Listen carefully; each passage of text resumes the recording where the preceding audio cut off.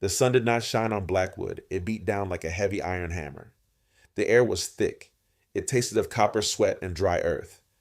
A man could choke on the dust that blew through the main street, but it was the silence that truly suffocated you. The heat waves distorted the wooden buildings. Paint peeled off the facades like dead skin. Blackwood was a dying town, but fear kept it twitching. It was a place built on secrets, sustained by paranoia. The wooden sidewalks creaked under the weight of nervous boots. Heavy doors stayed shut. Windows remained thickly draped. The people here did not look each other in the eye. They looked at the ground. They looked at the shadows. Most of all, they looked away from the corner table at the Iron Horse Saloon. That was where he sat every single afternoon. They called him Silas. No last name, no history that anyone dared to speak aloud. He was a monument carved from dark leather, worn canvas, and scarred skin. His black Stetson was always pulled low. The stiff brim cast a sharp shadow over his face, hiding everything but the rigid, unforgiving line of his jaw. A cheap cigar rested between his teeth. It was never lit. He just chewed on the end. The faint, bitter scent of raw tobacco clung to his heavy coat. When Silas moved, the air in the room seemed to freeze. His boots struck the floorboards with a slow, agonizing throb. The silver spurs on his heels did not chime. They scraped, a harsh metallic whisper that sent a cold spike of dread down the spines of hardened men. He drank his whiskey neat. He never ordered. The bartender simply poured it. The poor man's hand trembled so hard the amber liquid always sloshed over the rim of the glass. Silas never thanked him. He never complained. He just watched. His eyes were the color of a winter sky right before a blizzard. Pale, cold, utterly empty. 5 years ago, a gang of cattle rustlers rode into Blackwood. They were loud. They were violent. They thought they owned the dirt they walked on. They made the fatal mistake of kicking Silas's chair out of the way. The exact details of that afternoon were buried under layers of terrified whispers. But the cold facts remained. The undertaker worked through the entire night, 6 pine boxes, and one man drinking whiskey the very next morning. His knuckles were bruised. A dark rust-colored stain was drying on his sleeve. Since that bloody day, Silas existed in a bubble of absolute isolation. Men crossed the street to avoid walking through his shadow. Women pulled their children close, whispering desperate warnings about the devil in the dark coat. Even the starving stray dogs knew better than to sniff at his boots. He was a ghost, haunting a town of the living. A loaded gun left resting on a table waiting for a hand foolish enough to pull the trigger. No one spoke to him. No one looked directly at him. He was the violent truth of the frontier. A stark breathing reminder of how quickly blood could soak into the dry dirt. The saloon doors swung open. The dry hinges screamed in protest. The brutal afternoon sun sliced through the dim interior, catching the thick dust motes dancing in the dead air. Every head in the room turned away. Every breath hitched. The piano player sat paralyzed, his hands hovering over the keys. You could hear a fly buzzing against the dirty glass of the front window. The silence thickened. It became a physical weight pressing against the chest. Silas did not look up. He slowly turned his whiskey glass with one calloused finger. The ice clinked against the thick rim. A tiny, sharp crack in the vast quiet. He was a man waiting for what no one knew. But the town of Blackwood held its breath, praying the storm in his pale eyes would never break upon them again. Clara Vance did not have time for fear. Survival demanded all her attention. The Vance ranch sat 2 miles outside the suffocating grip of Blackwood. It was a barren stretch of cracked earth and stubborn sagebrush. Her father had bled into that dirt. He had died trying to make it yield life. Now the burden rested solely on Clara's narrow, bruised shoulders. She stood in the center of the dusty main street. The sun hammered against her worn canvas hat. Sweat trickled down her neck. It cut clean tracks through the layer of pale dust coating her skin. Her hands were wrapped in cheap leather gloves. The knuckles were cracked and permanently calloused. She did not look like the other women in town. She wore heavy men's trousers. Her boots were deeply scuffed. The smell of horse sweat and dry hay lingered constantly on her clothes. She held a crumpled piece of paper in her tight fist. It was a notice of foreclosure. Judd Harrison owned the bank. He owned the mercantile. He owned the local sheriff. And by the end of the month, the wealthy landowner intended to own the Vance Ranch. Clara stared at the heavy oak doors of the bank. Her jaw tightened. A small muscle feathered beneath her sun-browned cheek. She refused to cry. Tears were a pointless waste of water. She stepped onto the wooden boardwalk. The dry planks groaned under her weight. The townspeople moved around her like water parting around a jagged stone. They kept their distance. Poverty was a disease in Blackwood. Failure was highly contagious. A heavy freight wagon rolled past. The iron-rimmed wheels ground the dirt into a fine choking powder. Clara coughed. She raised a dusty sleeve to shield her face. As the thick dust slowly settled, she looked across the street. The Iron Horse Saloon stood in the harsh glare of the afternoon. The swinging doors were propped open to catch the dead, stifling breeze. She saw him. Silas. He was sitting in his usual corner, a permanent shadow carved out of the dimly lit room. The town moved around him in a panicked, silent orbit. Men walked quickly past the saloon windows, their eyes fixed firmly ahead. But Clara stopped. She did not look away. The street was loud with the clatter of hooves and the shouting of teamsters. Yet an unnatural quiet seemed to stretch between the dusty boardwalk and that dark corner of the saloon. Silas was perfectly still. His black hat shadowed his severe features. The unlit cigar was clamped in his jaw. He was a statue of violent potential. Then he shifted. It was a microscopic movement. The slight tilt of his head, the subtle lift of his chin. He was looking at her. Clara felt the physical weight of his gaze across the span of 60 feet. It was a sudden jolt of ice in the suffocating heat. His eyes were that impossible pale gray. They did not hold malice. They did not hold pity. They held an intense, terrifying focus. For a long moment, the world ceased to spin. The crushing heat faded. The noise of the street drained away into a dull, distant hum. There was only the rough wood under her boots and the chilling anchor of his stare. Every survival instinct screamed at her to drop her eyes, to turn her head, to blend back into the frightened herd of Blackwood.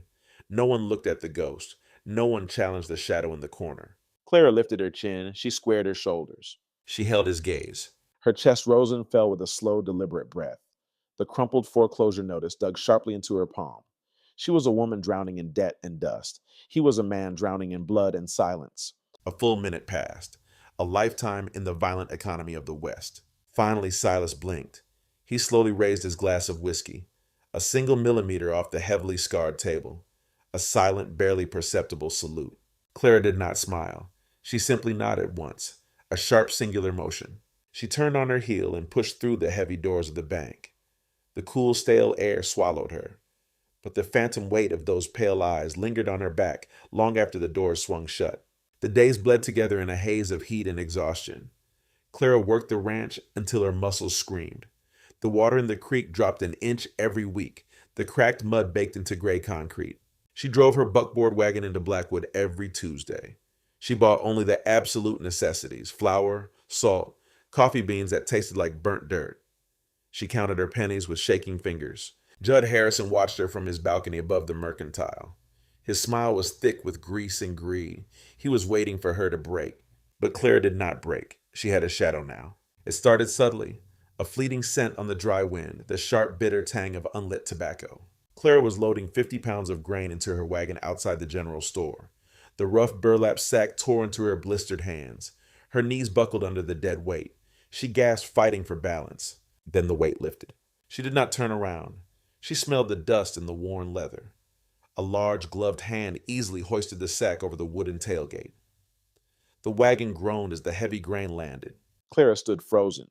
She heard the slow, agonizing scrape of silver spurs. They dragged across the dirt in a terrifying, deliberate rhythm. The sound faded down the narrow alleyway before she could even turn her head. He was gone. Only a heavy boot print remained in the deep dust. It happened again 3 days later. Clara was fixing a broken fence post on the far edge of her property. The sun was a blinding white hole in the merciless sky. Her hammer struck a rusted nail. The metal bent. She cursed softly, wiping stinging sweat from her eyes. She felt it before she saw it. The sudden drop in temperature. The heavy, suffocating silence that pushed the buzzing cicadas into hiding. She looked up. Silas sat atop a massive black roan. He was perfectly still on the high ridgeline. The horse breathed heavily, tossing its dark mane against the bright sky. Silas watched her. His black hat shielded his pale eyes. He did not wave. He did not nod. He simply existed on the boundary of her ruined land. A rattlesnake slithered through the dry brush near Clara's boots. The dry, frantic rattle cut through the still air. Clara froze slowly, reaching for her heavy iron shovel. A rifle shot cracked like a whip. The sound echoed off the canyon walls, ringing violently in Clara's ears. Dust kicked up 3 feet from her left boot. The snake lay headless in the dirt. Clara dropped the shovel. Her heart hammered brutally against her ribs. She looked back to the ridge line. Silas was already sliding his Winchester back into its worn leather scabbard. He turned his horse with a subtle shift of his weight. The animal trotted away, disappearing behind the rocky crest. He never spoke. He never asked for gratitude. In town, the dynamic shifted entirely. When Clara walked down the wooden boardwalk, the suffocating crowds parted differently. Before they avoided her out of pity and a deep fear of poverty. Now they avoided her out of pure, unadulterated terror. Because Silas was always there. He leaned against the wooden beams of the livery stable when she bought oats. He stood in the narrow shade of the blacksmith's forge when she dropped off a broken plowshare. He was a silent sentinel, a violent promise kept at a distance. The townspeople noticed.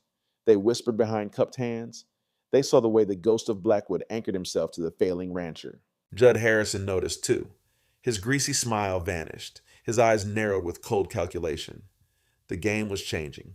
Clara felt the shift in the air. She felt the heavy protective weight of Silas's presence. It was terrifying. It was comforting. It was a language spoken entirely in the scrape of spurs and the lingering smell of tobacco. She sat on her porch as night finally fell. The desert cooled rapidly. She struck a match and lit a kerosene lantern. The yellow light pushed back the suffocating darkness. She looked out toward the black ridge line. She could not see him, but she knew. The silence was no longer empty. It was occupied. Judd Harrison's office smelled of imported bay rum and stale greed. It sat on the second floor of the Blackwood bank. The air up there was trapped. It roasted beneath the tin roof. Clara stood before his massive mahogany desk. Her scuffed boots left small crescents of gray dirt on his pristine Persian rug. Harrison did not look up immediately. He slowly clipped the end of a premium cigar with a silver cutter. He took his time. It was a calculated display of absolute power. The heavy brass clock on the wall ticked. Every sharp tick was a nail driven into the coffin of her father's legacy. Finally, Harrison leaned back. The expensive leather chair squeaked. He slid a crisp white document across the polished wood. "Tomorrow at noon, Miss Vance." His voice was smooth. It coated the room like snake oil. "The bank takes possession. The auction begins at 1. Unless, of course, you have $300 hidden in those dirty canvas pockets." Clara did not blink. She stared at the foreclosure deed. The bold black ink looked like poison seeping into the crisp white paper. She did not have $3, let alone 300. Her stomach twisted into a hard, painful knot. My father bled for that dirt," Clara said. Her voice was terrifyingly low. It rasped like dry sandpaper against wood.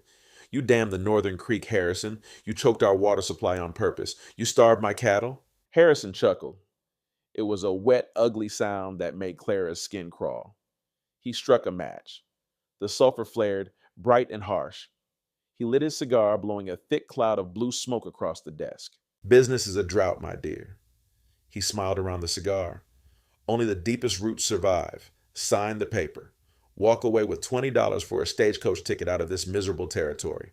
Or Sheriff Miller will physically drag you off that porch tomorrow. Your choice." Clara's hands curled into fists at her sides. The cracked leather of her work gloves stretched tight over her knuckles. The anger boiled hot and bitter in the back of her throat. She wanted to reach across the polished desk. She wanted to wipe that greasy smile off his face with her bare hands. But anger did not pay bank debts. Violence against a rich man only bought a hanging rope. She turned around without another word. She walked out of the suffocating office. The heavy oak door slammed shut behind her. The sharp sound echoed violently down the empty wooden hallway. Clara stepped out of the bank. The blinding afternoon sun struck her. The heat hit her face like an open palm. The street was dead. The midday sun drove everyone into the deep shadows of their porches. She stood on the creaking boardwalk. Her chest heaved. She struggled to pull the thin, hot air into her lungs. The brutal reality of tomorrow crashed down on her shoulders. She was going to lose it all. The cracked earth, the quiet nights, the only home she had ever known. She looked to her left. The dusty wagon trail led out of town, toward total failure, toward a life of begging for wage work in some distant, crowded city. She looked to her right. The Iron Horse Saloon sat at the far end of the street. She thought of the heavy grain sack lifting miraculously into her wagon. She remembered the severed rattlesnake twitching in the dirt. She thought of those pale, empty gray eyes that watched her from the dark corner. But Clara Vance was completely out of sane options. Silas was a loaded gun, a violent force of nature that bowed to no man, not the sheriff, and certainly not Judd Harrison. What did a dying bankrupt woman have to offer a ghost? Only the one thing he didn't have, an anchor to the living world. Clara did not walk toward her wagon. She did not look back at the brick wall of the bank. She adjusted her worn canvas hat. She stepped off the boardwalk. Her boots sank into the deep powdery dust of the main street. She turned right.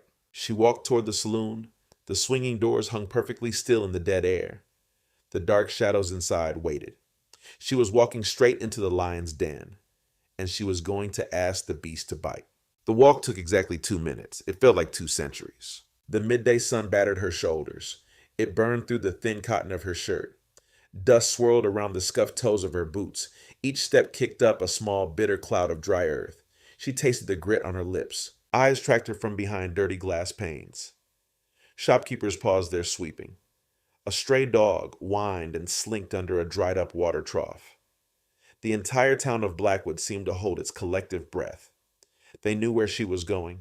They knew who sat in that corner. Clara kept her chin high. She did not look at the frightened faces. She looked only at the swinging doors of the Iron Horse Saloon.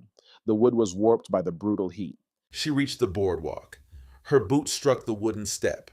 The hollow thud echoed like a lone gunshot in the stagnant air. She pushed the slatted doors open. The dry hinges shrieked in protest. The saloon was suffocatingly hot. It smelled of spilled beer, unwashed bodies, and raw fear. The air was thick and heavy, trapped beneath the low ceiling. The tinny piano music stumbled. The player hit a sour, discordant chord and froze.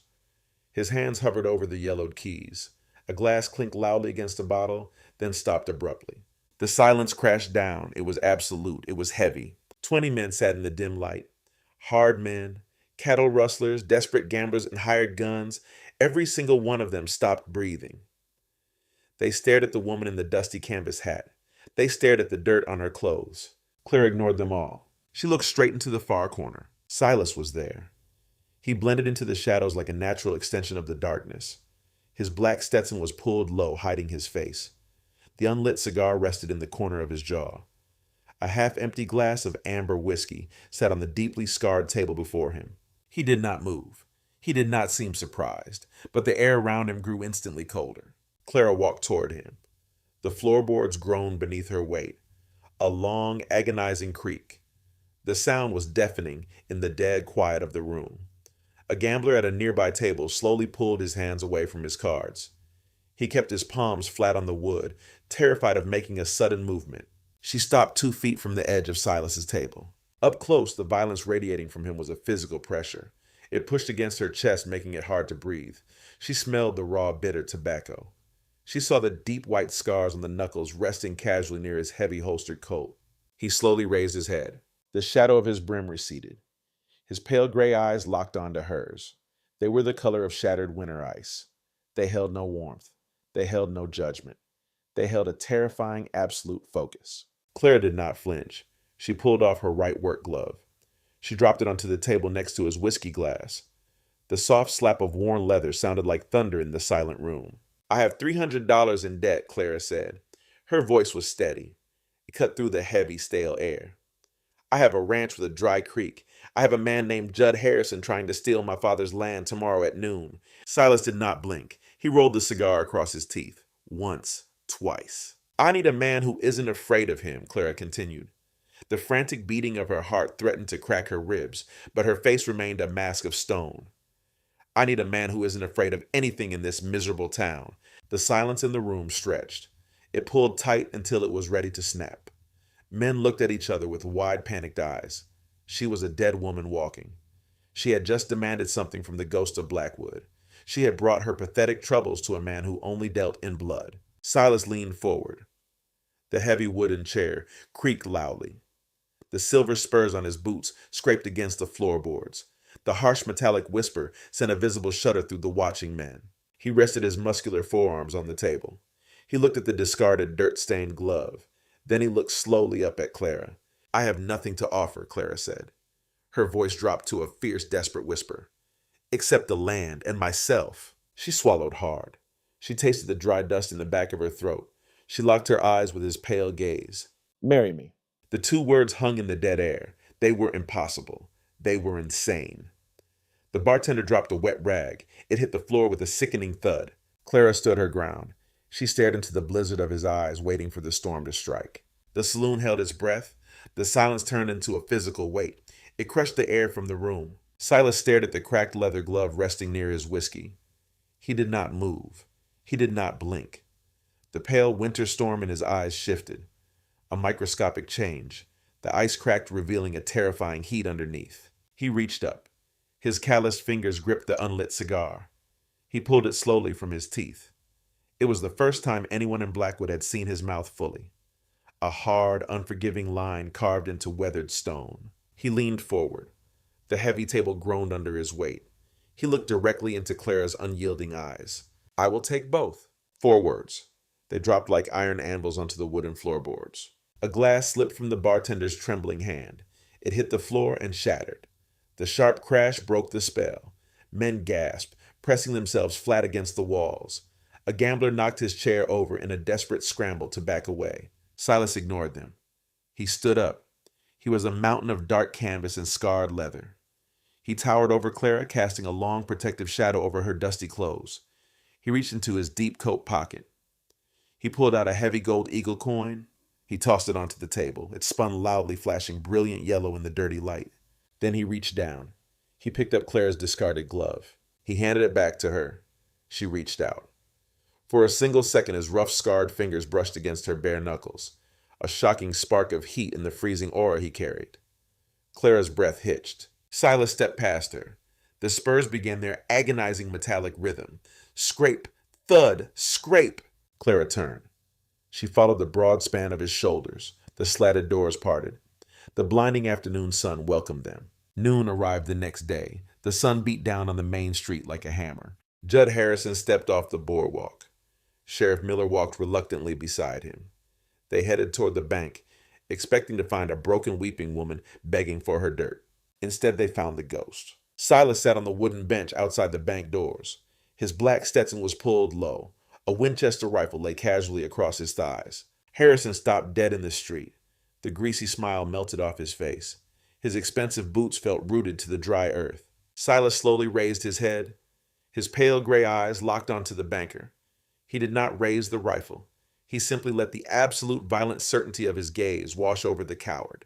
Harrison's hand shook violently. He reached into his tailored suit jacket. He pulled out the crisp foreclosure deed.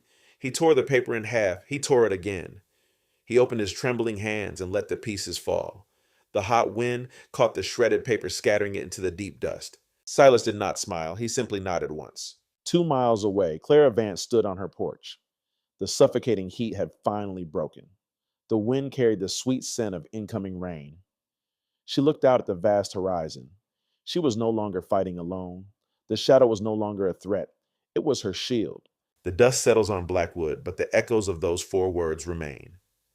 Thank you for walking this dark, dangerous trail with me tonight on Midnight Verdict. Stories of survival and slow-burning fires connect us all, no matter where we ride.